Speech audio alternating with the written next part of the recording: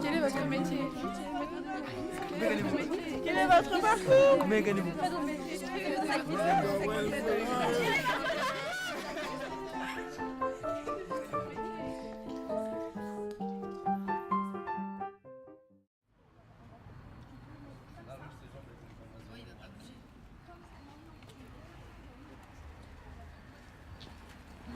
Bonjour.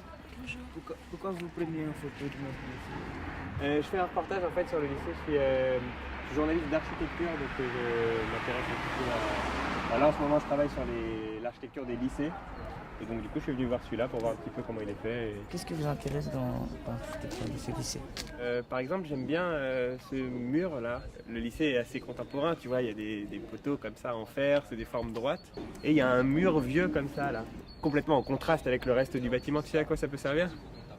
Pour être en harmonie peut-être avec le reste. Eh ben exactement. Tu vois les murs là-bas on appelle la meulière, tu vois les pierres comme ça qui sont agrégées avec de la chaux. Et ben regarde, ça ressemble à peu près à ces espèces de briques qui sont de forme irrégulière. Et à l'inverse, tout le reste du lycée a l'air assez droit, assez contemporain, plein de verbe. Ça te plaît l'intérieur? Ouais, il y a des choses à dire en termes d'architecture. Moi j'aime bien en fait. C'est basique en fait. C'est basique? Ouais, c'est un couloir comme les autres. Ouais. Vous pouvez me faire rentrer, comme ça on va regarder l'intérieur? Et vous écrivez pour quel journaux? Je travaille pour deux sites web. Un site web d'architecture qui s'appelle Cléma.archi, qui est vraiment spécialisé dans l'architecture. Et puis un site web qui s'appelle slate.fr. Ah oui. Et puis je travaille pour France Inter aussi, je fais des petites chroniques pendant l'été, je présente des bâtiments. Là je suis en repérage en fait, je suis en train de regarder toutes les choses qui peuvent être intéressantes. Je note un petit peu tout ça, je prends beaucoup de photos. Et ensuite, dans un second temps, je vais réfléchir à tout ce que j'ai vu. Et je vais essayer de trouver la manière de présenter le bâtiment, de voir ce qu'il y a à dire sur le bâtiment. Ça c'est le gymnase, ouais. La cantine Ok. et la cour. Et là le grand... Et ça c'est le lycée en fait, tout le lycée est là vraiment... Oui. D'accord. À quoi ça sert de faire un article sur le lycée? Ben, tu vois, tout à l'heure, je sais pas lequel d'entre vous m'a dit, c'est toi, je crois qu'il m'a dit, ouais, c'est assez banal à l'intérieur, c'est comme tous les bâtiments. Et moi, je pense pas justement. Et je pense que derrière chaque bâtiment qu'on connaît, chaque bâtiment qu'on visite, chaque bâtiment qu'on a autour de nous, il y a toujours des choses très intéressantes finalement à partir du moment où on s'intéresse un petit peu au bâtiment. Alors, ça peut paraître un peu vain, après tout, pourquoi regarder en détail le mur qui ressemble à l'autre mur, etc. Je pense que il y a beaucoup de choses qui peuvent... regarder les bâtiments autour de nous, ça nous dit beaucoup de choses sur où est-ce qu'on est, sur le lieu dans lequel on se trouve, sur la période dans laquelle on est. Et c'est ça que j'essaie de décrypter en fait. J'essaie de comprendre pourquoi l'architecte a fait le bâtiment de telle manière et qu'est-ce que nous, utilisateurs, on peut en tirer. Un milliard de choses complètement. Il y a un truc qui m'intéresse et que j'adore, les constructions, l'architecture contemporaine, c'est le jeu sur les niveaux. Là, on rentre, c'est assez bas. Et venez quand on avance ici, vous sentez qu'il y a un truc qui se joue, qui n'est pas forcément dans les yeux, pas forcément dans le pied. Où est-ce qu'on est là dans le lycée exactement? Ça c'est le CDI ça? D'accord, c'est tout le long, ouais, ça doit faire à peu près.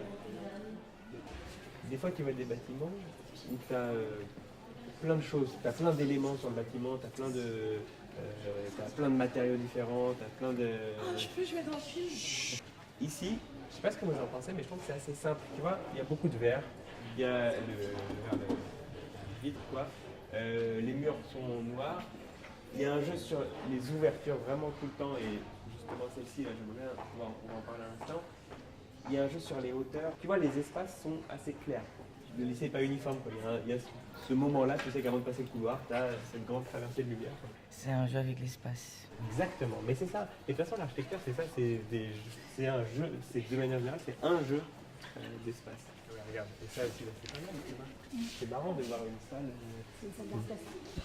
Encore une fois, on est dans de la transparence, tu vois, comme si de tous les endroits, on devait voir tous les endroits.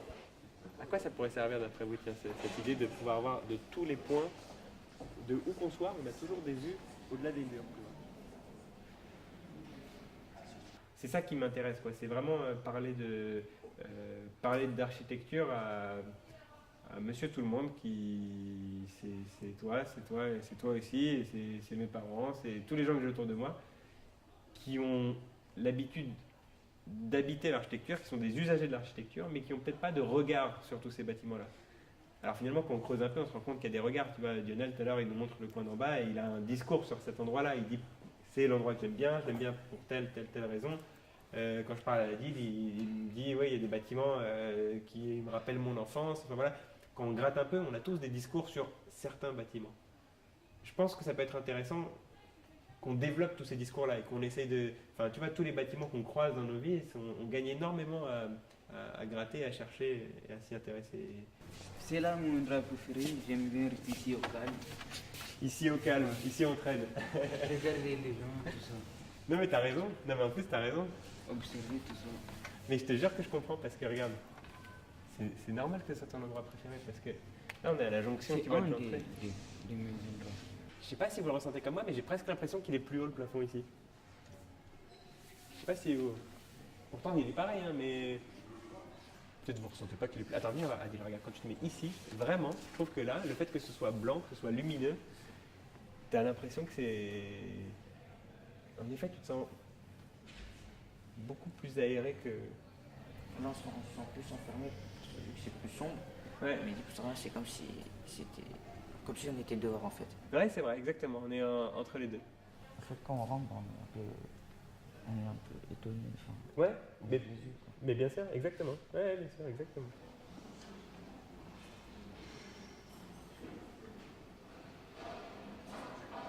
J'aime bien travailler tout seul.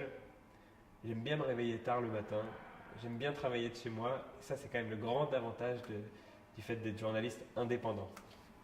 avant de faire ce métier, vous faisiez quoi Avant d'être journaliste d'architecture, je travaillais dans des émissions de radio et de télé. J'étais journaliste, j'étais même plutôt assistant, disons, à la radio sur France Inter et à la télé sur Canal+. Et en fait, avant ça encore, je faisais des études d'architecture. Si on parlait de métier, en termes de salaire, c'était lequel des deux qui était plus élevé? Quand j'étais donc assistant, on disait assistant d'émission, en fait, c'est ça le nom exact du métier. Quand j'étais assistant d'émission sur France Inter et sur Canal+, j'avais un meilleur salaire que maintenant. Non seulement le salaire était meilleur, en plus il était régulier. Désormais que je suis journaliste autonome, indépendant, c'est un peu plus compliqué. Voilà, aujourd'hui ça marche bien, hier c'était pas terrible, demain je sais pas trop, donc qu'est-ce que vous en pensez vous? Je sais pas, ça vous parle d'avoir est-ce que vous imaginez, si vous avez le choix entre un métier qui vous passionne mais qui vous rapporte rien, non, qui vous passionne mais qui vous rapporte pas énormément, ou bien un métier qui vous rapporte bien, qui vous offre une sécurité dans votre emploi, mais finalement qui commence à vous ennuyer un petit peu, vous choisissez lequel? Je regarde les deux. Ça n'existe pas les deux. Bah, on fait notre métier avec notre salaire fixe et ensuite, si on a du temps, bah, on essaie de Ah, c'est pas mal. faire journaliste, on prend des photos, par exemple. C'est pas mal ça. Ouais, ça marche peut-être en fait.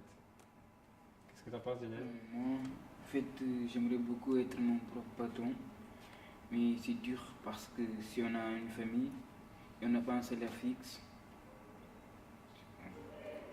C'est ce que vous dites tous les deux, en fait, c'est des choses auxquelles j'ai pensé au moment où j'ai pris la décision de changer. Qu'est-ce que t'en penses? Moi, en fait, je me demandais ce qui vous poussait justement à faire ça et enfin, ce qui vous avait poussé à faire ce choix. Quoi. Eh bien, voilà, tu vois, je crois en fait, tout est dans... Là, ce que vous avez dit tous les trois, c'est les questions ou les réflexions que je me suis posées au moment de changer de voie. Je vais vous répondre à tous les trois en même temps. En fait, qu'est-ce qui m'a poussé à faire ça? C'est que je m'ennuyais un petit peu dans mon boulot. En fait, c'était finalement au début, j'étais très content d'être assistant d'émission. Et puis, à force, j'en ai eu un petit peu marre. C'était un boulot assez répétitif finalement, même si le sujet était différent chaque jour. J'avais toujours le même rôle. Et j'en ai eu un petit peu marre. Et donc j'aurais pu, comme tu dis, peut-être commencer à faire mes activités de journaliste d'architecture à côté le soir en rentrant chez moi. Mais j'ai l'impression que ça... Je ne sais pas si ça marche vraiment ça, parce que j'ai l'impression que quand on a un métier quel qu'il soit, finalement on est toujours investi dedans, quoi. Et alors toi tu me demandais, toi tu disais pardon que tu aimerais être ton propre patron, mais que tu te dis tu as peur parce que si tu as une famille à nourrir, etc., c'est compliqué. Et bien justement c'est exactement ça que je me suis dit. D'un côté il y a mes parents qui eux sont autonomes, et d'un autre côté j'ai pas d'enfants à nourrir. Donc je me suis dit c'est justement le moment, quoi. C'est le moment ou jamais. Là aujourd'hui, à la fois je me sens vraiment libre, à la fois c'est assez dur. Et la difficulté, mine de rien, elle entrave un peu ma liberté, tu vois. C'est-à-dire que je peux pas m'écouter tout le temps, quoi. Je peux pas me dire tiens aujourd'hui je vais aller visiter une expo, tiens après-demain je vais aller visiter un bâtiment super sympa. Il y a un moment où je me dis tiens là il faut que je me pose la question de comment je fais rentrer de l'argent ce mois-ci, quoi. Ça fait combien de temps que vous faites ce métier? Ça fait 1 an et demi. Ça fait depuis en gros septembre-octobre dernier, enfin ouais, disons plutôt août dernier que j'ai plus de chômage, et donc j'ai fait un peu de petits boulots qui n'avaient rien à voir avec le journalisme d'architecture, parce que je sentais que j'avais pas encore assez d'articles pour vraiment me faire des sous.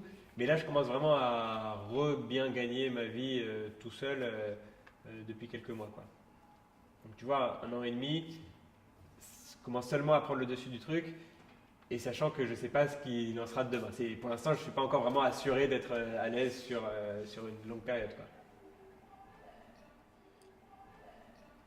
J'espère, si ce n'est pas le cas, c'est pas grave, hein, mais j'espère que, peut-être, je sais pas, vous rentrez chez vous ce soir ou sur la route, prochaine fois que vous viendrez à l'école, ou voilà, si vous avez l'occasion de regarder un petit peu les bâtiments autour de vous et de vous poser des questions, parce qu'en fait, à partir du moment déjà où on se pose des questions, on a une partie des réponses qui sont là et on apprécie différemment les bâtiments qui nous entourent. Donc voilà, si à travers toutes les discussions qu'on a eues depuis tout à l'heure, la visite de l'école, etc., si à travers tout ça j'ai pu un petit peu vous aider à aiguiser un peu votre curiosité, ça serait déjà énorme. On y va ?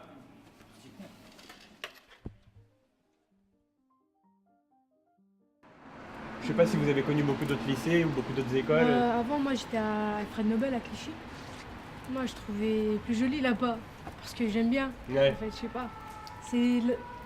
En fait, c'est là où t'aimes, c'est joli. Là où t'aimes ou là où tu es? Ou non, là où t'aimes. Là où t'aimes, je crois. D'accord. Mais tu veux dire que...